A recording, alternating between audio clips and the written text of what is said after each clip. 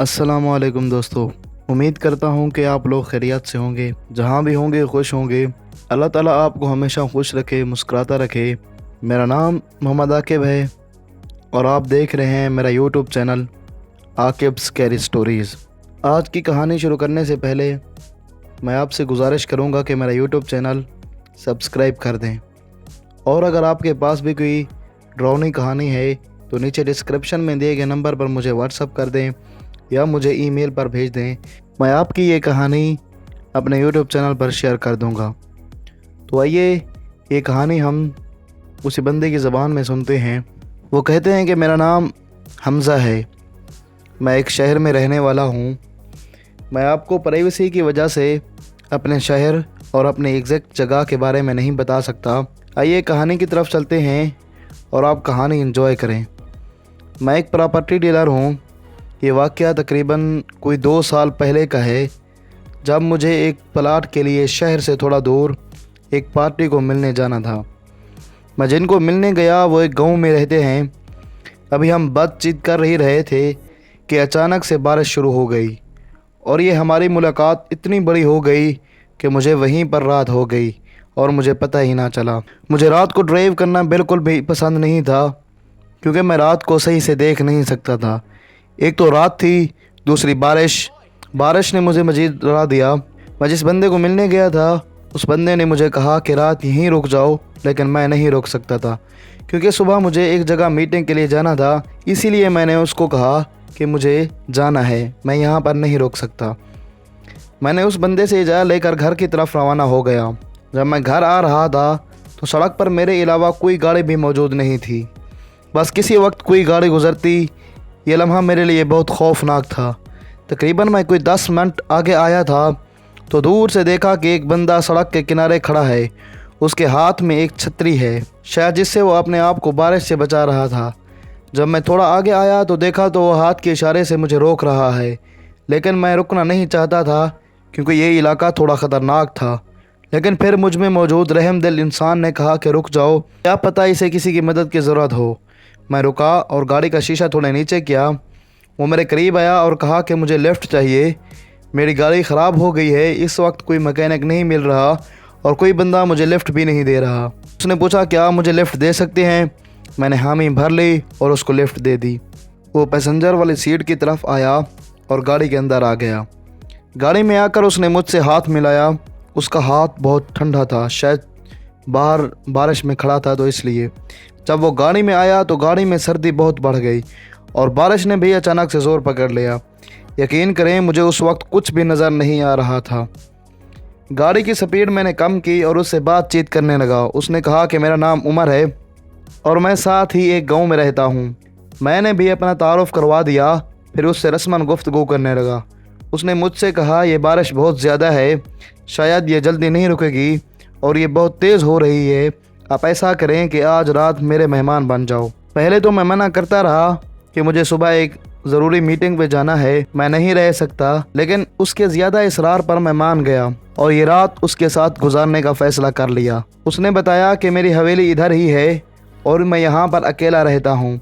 मेरे घर में मेरे अलावा कोई नहीं रहता। ये सुनकर मैं थोड़ा हैरान हुआ। थोड़ी देर बाद हम उसकी हवेली पहुँच गए। ये हवेली थोड़े वीराने में थी। वो गाड़ी से उतरा और जाकर दरवाज़ा खोला और मैंने गाड़ी अंदर खड़ी की। हम अंदर कमरे में आ गए। उसने कहा कि आप बैठो, मैं ये कपड़े चेंज करके आता हूँ, इन कपड़ों में मुझे बहुत सर्दी लग रही है।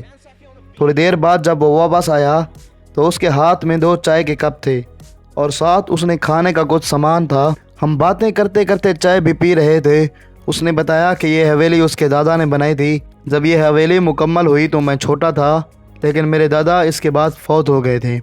मेरे वालिद मुझे बताते थे कि मेरे दादा की वफ़ात की पुरअसरार ताकत की वजह से हुई थी, लेकिन मरने तक मेरे वालिद ने मुझे सही से नहीं बताया कि मेरे दादा की वफ़ात कैसे हुई।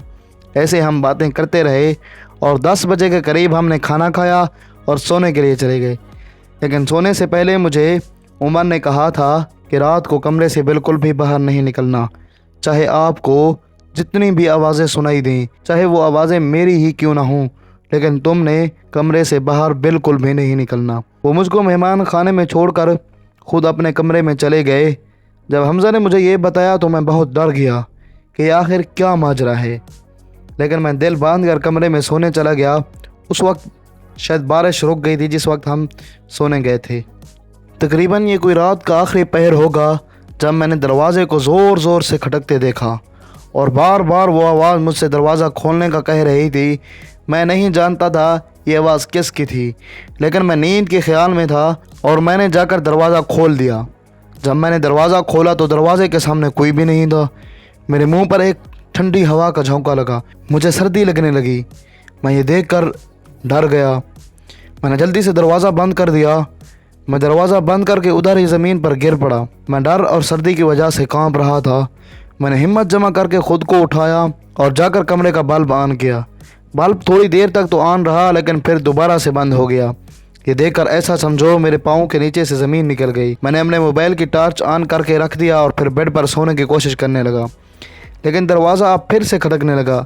लेकिन मैं डर के मारे अपने बिस्तर से बिल्कुल भी नहीं हिला।